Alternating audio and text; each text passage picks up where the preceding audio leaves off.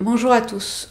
Aujourd'hui, nous allons faire le pas à pas vidéo du montage du patron Erel. C'est un modèle avec des manches ballon ou des manches classiques, un col montant et des boutons sur l'épaule gauche. Ce modèle est à faire uniquement en jersey. On fait ce tutoriel dans un jersey de coton, les tissus du chien vert. C'est un modèle asymétrique puisqu'il est boutonné sur l'épaule gauche. Du coup, on va devoir créer une patte de boutonnage au niveau de l'épaule gauche.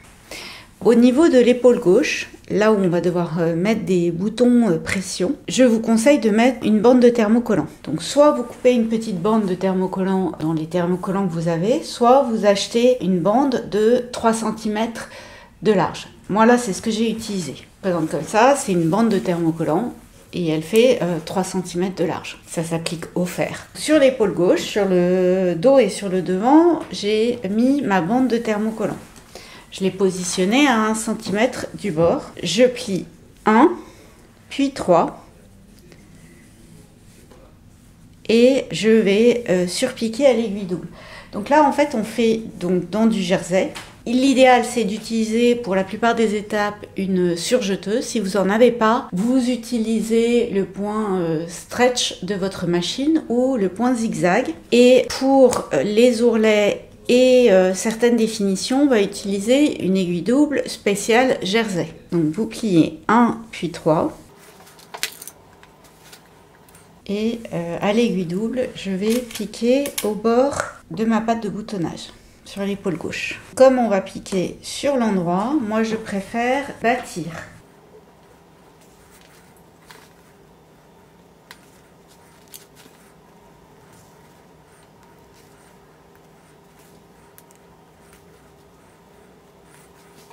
On crée la patte de boutonnage côté gauche sur le dos et sur le devant du top.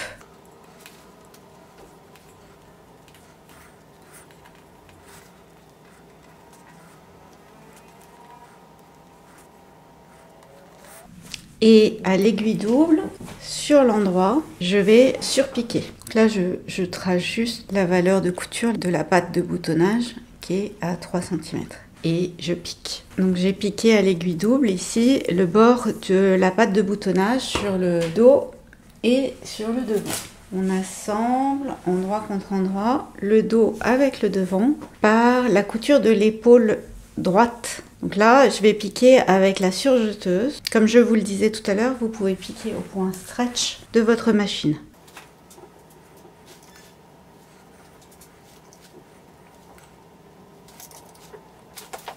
On a assemblé le dos avec le devant par l'épaule droite.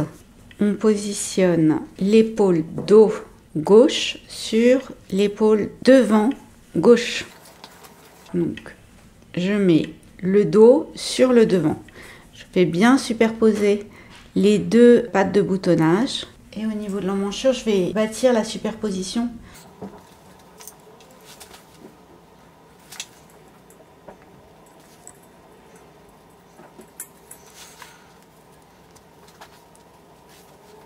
Là, on va faire la version avec les manches ballon de ce top. On va devoir faire des fronces. Je vais les faire à la main parce qu'il n'y a pas beaucoup de fronces à faire. Mais vous pouvez les faire à la machine en allongeant le point de la machine au maximum et en piquant à 0,5 environ du bord.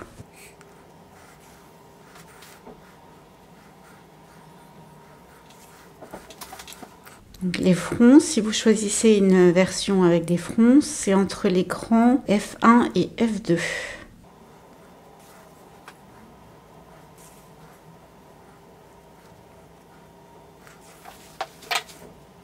On assemble endroit contre endroit les manches sur le corps.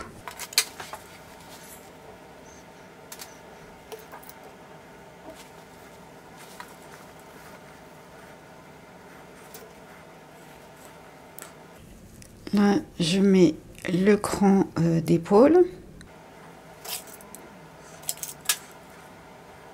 Sur le devant, j'ai 2 crans plus les crans de fronce. Donc en fait, on commence par mettre toutes les informations dont on dispose.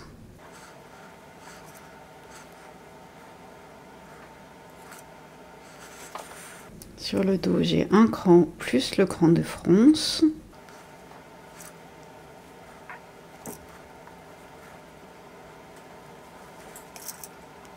Et là, entre les crans de fronce, je répartis les fronces le plus régulièrement possible. Et je vais piquer à la surjeteuse. Sinon, vous piquez toujours au point stretch de la machine ou au point zigzag, tout le long de l'emmanchure. Pour la manche droite, on fait pareil. On assemble endroit contre endroit la manche au corps, le cran d'épaule,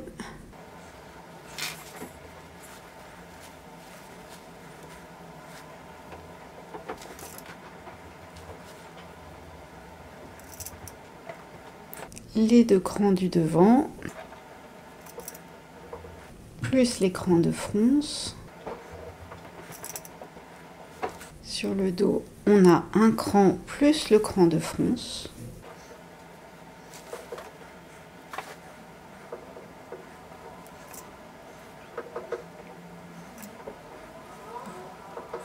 Et entre les crans de fronce, je répartis les fronces le plus régulièrement possible. Donc là, je les fais les fronces à la main, mais bien évidemment, vous pouvez les faire à la machine en allongeant le point de votre machine au maximum et vous piquez à 0,5 environ du bord. Donc je répartis les fronces. Et là, on pique également à la surjeteuse ou au point stretch de votre machine. On assemble endroit contre endroit en une seule fois le dessous de bras et le côté du t-shirt.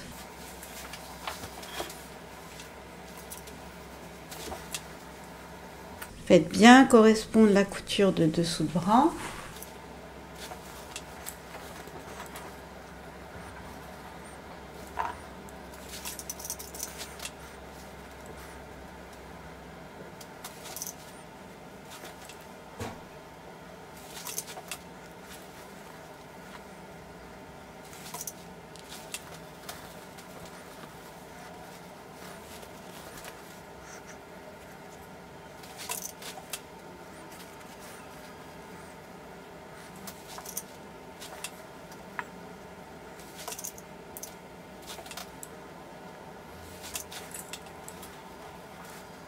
Et on pique en une seule fois le dessous de bras et le côté du t-shirt.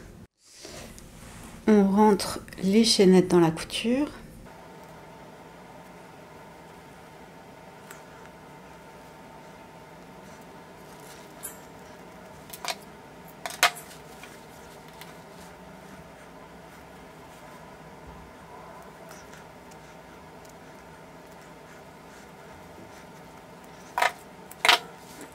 Sur le col, au niveau des pattes de boutonnage, j'ai mis, comme pour les épaules, une bande de thermocollant. On va assembler sur l'endroit de l'encolure la bande de colle.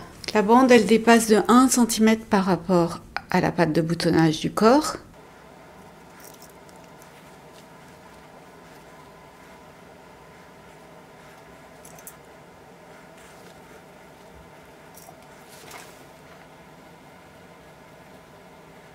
Milieu dos sur milieu dos.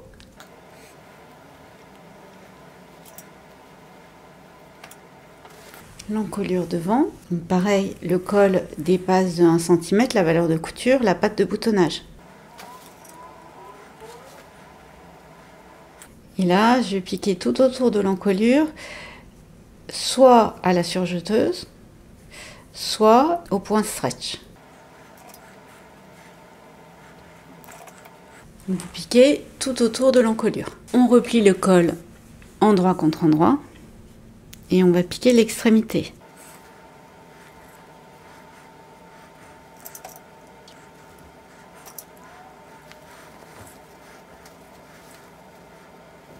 Vous piquez chaque extrémité du col, endroit contre endroit.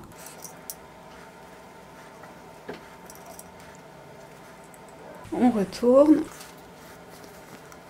Et là, on va bâtir un rentré de 1 cm le long de l'encolure. Donc je prends le bord libre du col et je le bâtis sur l'encolure.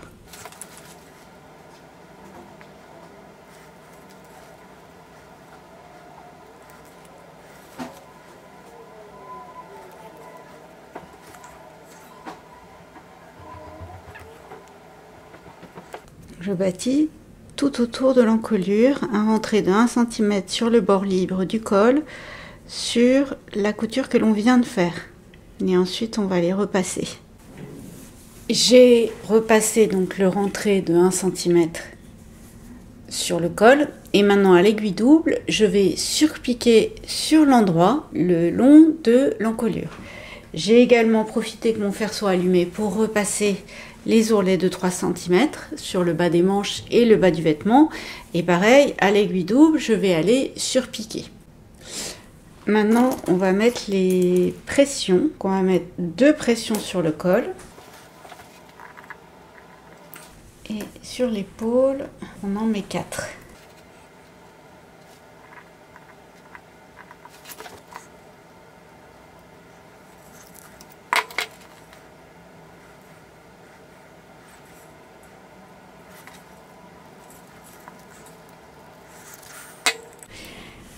J'ai mis les boutons pression spécial jersey sur l'épaule gauche, fait les ourlets à l'aiguille double en bas des manches et en bas du top.